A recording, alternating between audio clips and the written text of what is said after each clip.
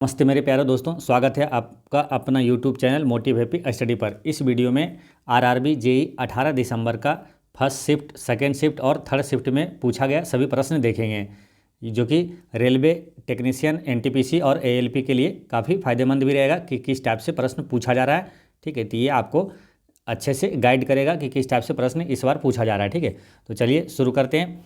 इसमें क्या है, फर्स्ट शिफ्ट का आपको पूरे डिटेल में सारा क्वेश्चन आपको बता दिए हैं। ठीक है, फर्स्ट शिफ्ट का वीडियो अपलोड है, वहाँ पर आप जाकर जरूर देख लीजिएगा। ठीक है, पूरे डिटेल में बताया हुआ है। तो अभी हम लोग सेकेंड शिफ्ट और थर्ड शिफ्ट का इस वीडियो में क्वेश्चन देखेंगे। ठीक है, थर्ड शिफ्ट का देखते हैं। पहले थर्ड शिफ्ट में क्वेश्चन आया था कि शिवराज सिंह चौहान कौन से मंत्रालय के मंत्री है। तो शिवराज सिंह चौहान कौन है? कृषि मंत्री अभी है ना। इसका करेक्ट आंसर है ग्रामीण विकास और कृषि एवं कल्याण मंत्री है ये। लेंस में कितने फोकस होते हैं? तो लेंस में 2 फोकस होता है। नेक्स्ट क्वेश्चन आया था किस अनुच्छेद के तहत पांडिचेरी की स्वतंत्रता पर प्रश्न नहीं उठाया जाता है। यानी कि अनुच्छेद 136 के तहत उनको ये अधिकार मिला हुआ है कि पांडिचेरी की स्वतंत्रता पर प्रश्न नहीं उठाया जा सकता है। नेक्स्ट है, देखिए अनुच्छेद से हर शिफ्ट में प्रश्न पूछा गया था। इनमें से कौन सा पंचायती राज मंत्री है? तो ये राजीव रंजन सिंह यानी कि ललन सिंह जो है ये पंचायती राज मंत्री हैं। वर्तमान में केंद्रीय वस्त्र या कपड़ा मंत्री अभी कौन है? तो गिरिराज सिंह है, ये ध्यान रखना है। नेक्स्ट है, पंखा चलने के बाद गर्म हो जाता है तो उसका क्या प्रभाव पड़ेगा? तो ऑप्शन के अनुसार उसका आंसर होगा, देखिए उसके प्रभाव पड़ता है कि हवा का प्रवाह कम हो सकता है और आसपास तापमान बढ़ सकता है। नेक्स्ट है कि 2024 में SCO की बैठक कहाँ हुई थी? तो इस्लामाबाद में हुआ था। नेक्स्ट क्वेश्चन पूछा गया था कि एक उत्तल दर्पण की फोकस दूरी 15 सेंटीमीटर है और एक वस्तु इसके मुख्य अक्ष पर ध्रुव से 30 सेंटीमीटर दूरी पर है, वस्तु के प्रतिबिंब की स्थिति क्या है? तो इसका आसानी से आप फॉर्मूला से निकाल सकते हैं। इसका करेक्ट आंसर है वस्तु का प्रतिबिंब दर्पण के पीछे 10 सेंटीमीटर की दूरी पर है। अब एक पिछले शिफ्ट में क्वेश्चन पूछा गया था कि 1/, जो फॉर्मूला पूछ गया था है ना, तो 1/f बराबर 1/v माइनस 1/u होता है। ये फॉर्मूला याद रखना है। नेक्स्ट है, इसरो ने अपने दिवस पर कौन सा रॉकेट लॉन्च किया था? तो पृथ्वी अवलोकन उपग्रह 08 लॉन्च किया था ना, EOS earth observation satellite 08 launch किया था। नेक्स्ट है, एक वृत्ताकार लूप करंट पास करता है, वह किस दिशा में बल लगेगा? तो वृत्ताकार धारा लूप में धारा की दिशा वामावर्त दिशा में होती है ना, धारा की दिशा वामावर्त दिशा में होती है। नेक्स्ट है, एक क्वेश्चन आया था मोनोपोली से है ना, तो मोनोपोली को संतुष्ट करता है। मोनोपोली का मतलब होता है क्या? एकाधिकार। एकाधिकार तब होता है जब कोई कंपनी या उसका उत्पाद किसी सेक्टर या उद्योग पर हावी होता है। एकाधिकार बाजार में किसी विशेष उत्पाद का एक ही विक्रेता होता है, ये ध्यान रखना है। केवल एक ही विक्रेता होता है और किसी अन्य विक्रेता से कोई कड़ी स्पर्धा नहीं होती है। नेक्स्ट है, विद्युत चुंबकीय बल की खोज किसने किया था? तो हैंस क्रिश्चियन ओस्टेंड ने किया था। इसका करेक्ट आंसर है। नेक्स्ट है, कौन से अनुच्छेद के तहत किसी भी कारखाने या खाद्यान्न या खतरनाक व्यवसाय में 14 वर्ष से कम आयु के बच्चों को मतलब काम पर रखने पर रोक लगाता है? तो अनुच्छेद 24 है। कई बार आपको अभी जो 2-3 दिन से लगातार वीडियो में बने हुए हैं, डिस्कशन में जो एनालिसिस कर रहे हैं, उसमें कई बार आपको बताएं अनुच्छेद 23 और 24 के बारे में विशेष रूप से ध्यान कि 23 और 24 में कन्फ्यूजन होता है, इसलिए आपको अच्छे से बताए थे। 23 में क्या होता है? मानव तस्करी और बालात्सरम पर रोक होता है, और 24-14 ऐसे रिलेट करवाए थे आपको। 24-14 से कम, 14 से कम 24, अनुच्छेद 24 में। ठीक है, आपको अनुच्छेद के बारे में बहुत अच्छे डिटेल से, काफ़ी डिटेल में बताया हुआ है। तो इसका करेक्ट आंसर हो गया था क्या? जो लोग वीडियो देख रहे हैं 2-3 दिन से, उनका आंसर आसानी से पूरे 100% सही हुआ होगा।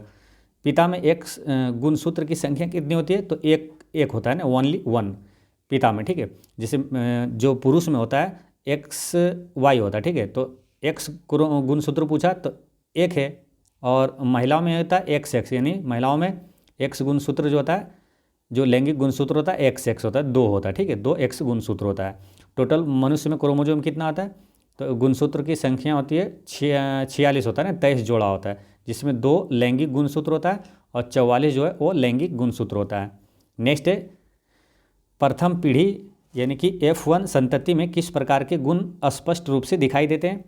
तो माता पिता के लक्षणों में से एक ही पैतृक लक्षण दिखाई देता है। प्रथम पीढ़ी यानी कि F1 संतति में माता पिता के लक्षणों में से एक ही पैतृक लक्षण दिखाई देता है, इसे प्रभावी लक्षण कहते हैं। F1 पीढ़ी में ओ प्रभावी जीन छिपा होता है, हालांकि बाद की पीढ़ियों में ओ प्रभावी जीन विशेषता दिखाई दे सकती है। नेक्स्ट क्वेश्चन आया था कि Na2CO3 को पानी में घोलने से बनने वाले घोल की प्रकृति क्या होगा, तो वो क्षारीय होगा। अब इससे क्वेश्चन देखिए, आपका पिछले शिफ्ट में भी क्वेश्चन पूछा गया था कि इसको क्या बोला जाता है, तो ये क्या है, ये है धोबन सोडा है ना,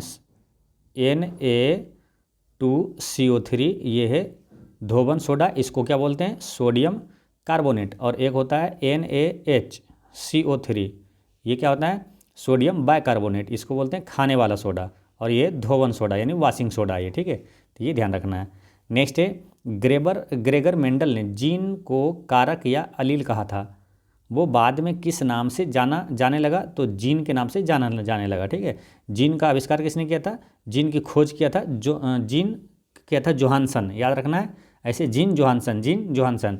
और ग्रेगर मेंडल से याद रखना है क्या, अनुवांशिकी का जनक किसे कहा जाता है, मेंडल को।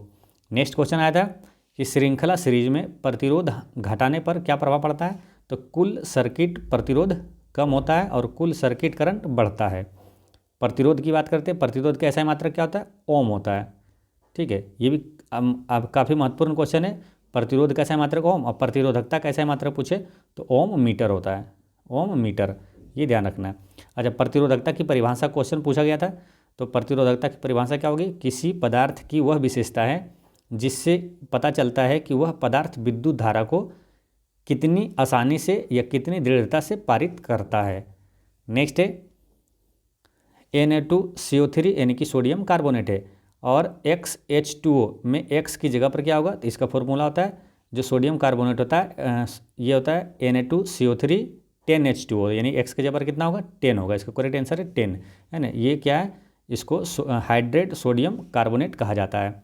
नेक्स्ट है CaOCl2 किससे बनता है, तो सूखे बुझे चूने और क्लोरीन की अभिक्रिया से बनता है CaOCl2।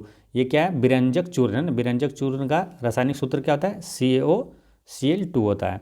नेक्स्ट है हाइड्रोजन आयन और OH आयन बराबर होने पर pH क्या होगा, तो हाइड्रोजन आयन और OH आयन बराबर होने पर pH मान उसका कितना होगा, 7 होगा। 7 किसका होता है, उदासीन का होता है, 7 से कम होता है अम्लीय, 7 से ऊपर जो होता है वो क्षारीय होता है।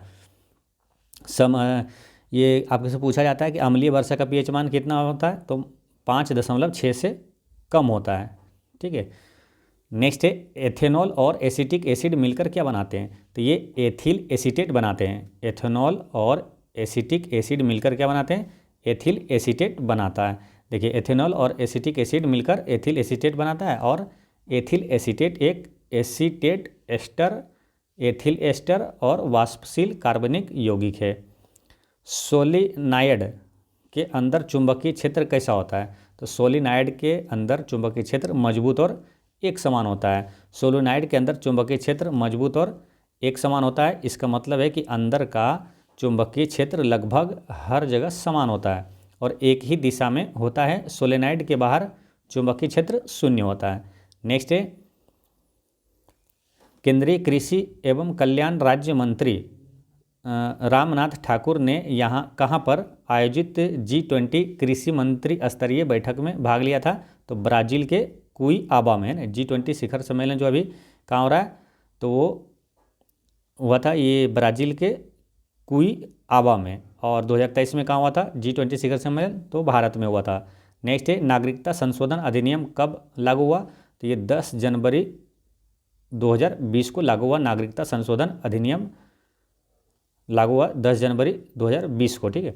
अच्छा, 1955 के जो नागरिकता अधिनियम है उसके तहत कोई विदेशी नागरिक को कितने वर्ष तक भारत में रहने पर नागरिकता मिल सकती है, तो 12 वर्ष तक, ठीक है, कोई विदेशी नागरिक को। लेकिन अगर कोई क्वेश्चन आ जाए कि भारतीय मूल के व्यक्ति को कितने वर्ष तक भारत में रहने पर नागरिकता मिल सकती है, तो 7 वर्ष, ठीक, ये ध्यान रखना है। नेक्स्ट है यहाँ पे पढ़ना है कि नागरिकता संशोधन अधिनियम 2019 जो है CAA 11 दिसंबर 2019 को संसद में पारित किया गया था, है ना, पारित हुआ था 2019 को। राष्ट्रपति के हस्ताक्षर के बाद 2020 में ये कानून लागू हो गया। गांधी जी कितने लोगों के साथ दांडी यात्रा पर गए थे, तो 78 लोगों के साथ दांडी यात्रा पर गए थे। दांडी यात्रा 78 लोगों के साथ गए थे, ठीक है। गांधी जी जो है दांडी यात्रा पर 78 लोगों के साथ गए। इनमें से ज़्यादातर लोग 20 से 30 साल के थे और वो अलग अलग देशों के अलग अलग हिस्सों से आए थे। और बात करते हैं दांडी यात्रा, ये कब शुरू हुआ था? तो ये शुरू हुआ था कब? 12 मार्च 1930 को, है ना।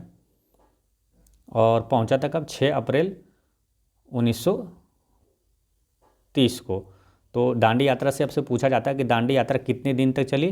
तो 24 दिन तक चली थी, ये ध्यान रखना है। और कितने किलोमीटर चली थी? तो लगभग 380 किलोमीटर चला था, ठीक है। तो ये भी ध्यान रखना है। नेक्स्ट है 1956 के कौन से संविधान संशोधन अधिनियम के अनुसार संविधान के भाग 10, 5, 15, 2, 17 भाग 17 में नया अनुच्छेद 350 बी जोड़ा गया है। इस अनुच्छेद में निम्नलिखित प्रावधान है: भाषाई अल्पसंख्यकों के लिए एक विशेष अधिकारी होना चाहिए, उन्हें भारत के राष्ट्रपति द्वारा नियुक्त किया जाएगा। तो ये कौन सा पूछा कि जैसे भाग 17 में कौन से संविधान संशोधन के तहत? तो 7वें संविधान संशोधन के तहत, ठीक है। मूल रूप से भारत के संविधान में भाषाई अल्पसंख्यकों के लिए विशेष अधिकारी के संबंध में कोई प्रावधान नहीं किया गया था। नेक्स्ट क्वेश्चन आया था कि किसने create in India challenge season 1 के तहत वेब्स के लिए 25 चुनौतियां शुरू की? तो ये केंद्रीय मंत्री अश्विनी वैष्णव ने किया था। अश्विनी वैष्णव, सूचना एवं प्रसारण मंत्री अश्विनी वैष्णव ने विश्व ऑडियो विजुअल एवं मनोरंजन शिखर सम्मेलन से पहले 22 अगस्त को नई दिल्ली में create in India challenge season 1 का शुभारंभ किया है। अश्विनी वैष्णव जो कि वर्तमान में भी रेल मंत्री भी है। नेक्स्ट है कौन सा अनुच्छेद कहता है कि लोकसभा और विधानसभा मताधिकार के आधार पर होंगे, है ना। तो ये है अनुच्छेद 326। नेक्स्ट है देखिए अनुच्छेद 326 ये प्रावधान करता है कि लोकसभा और विधानसभा के चुनाव वयस्क मताधिकार के आधार पर होंगे। और ये कहता है कि एक व्यक्ति की आयु जो है 21 वर्ष से कम नहीं होनी चाहिए, ठीक है। अच्छा, जो मतदान देने की आयु है वो 21 वर्ष से घटाकर 18 वर्ष की संविधान संशोधन के तहत किया गया था। तो 61वें संविधान संशोधन के तहत किया गया था और ये लागू हुआ था कब? 1989 में लागू हुआ था। राष्ट्रीय मतदाता दिवस कब मनाया जाता है? 25 जनवरी को मनाया जाता है। नेक्स्ट क्वेश्चन आया था कि भारत की पहली बायोपॉलिमर सुविधा केंद्रीय मंत्री जितेंद्र सिंह द्वारा किस शहर में शुरू किया गया था? तो बायोपॉलिमर सुविधा ये शुरू किया गया था कहाँ? पुणे में किया गया था। नेक्स्ट है तारों का टिमटिमाना क्यों होता है? तो पृथ्वी के वायुमंडल में मौजूद हवा की परतों का घनत्व लगातार बदलता है, इसके कारण होता है। और तारे टिमटिमाते हैं क्योंकि पृथ्वी के वायुमंडल में मौजूद हवा की परतों का घनत्व लगातार बदलता है। और भी चीज़ें इसका है, जैसे कि इस वजह से तारों में आने वाली प्रकाश की किरणें इन परतों से अपवर्तित होकर अपने मार्ग से कभी ज़्यादा और कभी कम विचलित होती है। इससे आँखों में प्रकाश कभी ज़्यादा और कभी कम पहुंचता है, जिससे तारे टिमटिमाते दिखाई देते हैं। और तारों को टिमटिमाना किसके कारण होता है? तो प्रकाश का अपवर्तन के कारण है। डायरेक्ट क्वेश्चन ऐसे पूछ लिया जाएगा, तो याद ऐसे रखना है तारों का टिमटिमाना यानी कि अप डाउन यानी अपवर्तन, ठीक है। अपवर्तन जैसे कि बाल्टी में जो पानी में बाल्टी जो पानी से भरी हुई है और उसमें छड़ मुड़ा हुआ प्रतीत दिखाई देता है किसी कारण, तो वो अपवर्तन के कारण ही दिखाई देता है। और सूर्य का सूर्योदय और सूर्यास्त के समय जो सूर्य का लाल होता है, लाल दिखाई देता है, वो प्रकाश के प्रकीर्णन के कारण। आकाश का नीला रंग दिखाई देता है प्रकाश के प्रकीर्णन के कारण। समुद्र का नीला रंग प्रकाश के प्रकीर्णन के कारण। ये सारी चीज़ें ध्यान रखना है। नेक्स्ट क्वेश्चन आता है कि विश्व सतत विकास शिखर सम्मेलन 2024 कहाँ आयोजित किया गया था? तो ये नई दिल्ली में किया गया था, है ना। वर्ल्ड सस्टेनेबल डेवलपमेंट समिट ये फरवरी 2024 को नई दिल्ली में आयोजित किया गया था। इस सम्मेलन का आयोजन ऊर्जा और संसाधन संस्थान टेरी ने किया था। इस साल का विषय क्या था? सतत विकास और जलवायु न्याय के लिए नेतृत्व, ठीक है। सतत विकास की पहली अवधारणा 1972 में स्टॉकहोम में मानव पर्यावरण पर संयुक्त राष्ट्र सम्मेलन में आई थी। नेक्स्ट है कि अमीबा में किस प्रकार का विखंडन होता है? तो अमीबा में द्विविखंडन होता है ना। अमीबा में द्विविखंडन होता है। अमीबा द्विविखंडन की प्रक्रिया द्वारा जनन करता है। यह अलैंगिक प्रजनन का तरीका है। द्विविखंडन की प्रक्रिया में अमीबा के शरीर के बारे में ये बातें हैं कि अमीबा अपने आनुवांशिक पदार्थ की नकल करता है।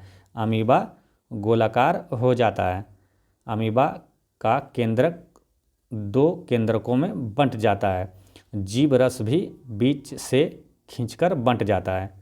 ठीक है, तो दोस्तों इस तरह से आपका 18 दिसंबर का जो भी तीनों शिफ्ट का प्रश्न आया था वो सभी आपको बता दिए। ठीक है, और जो लोग रेलवे एएलपी और टेक्नीशियन की तैयारी कर रहे हैं और एएलपी का एग्ज़ाम होने वाला है उनके लिए कल वीडियो जो लाएंगे उसको ज़रूर देखिएगा, जो कि आरपीएफ एसआई में जो पूछा गया प्रश्न जीके जीएस का वो आंसर की आने के बाद वो ओरिजिनल पेपर का जैसा भी प्रश्न पूछा गया वो सभी बताएंगे, साथ में एक्स्ट्रा फैक्ट्स भी बताएंगे जो कि आपके आने वाले एग्जाम में काफ़ी लाभदायक रहेगा। तो मिलते हैं नेक्स्ट वीडियो में। पढ़ते रहें, मुस्कुराते रहें। जय हिंद दोस्तों।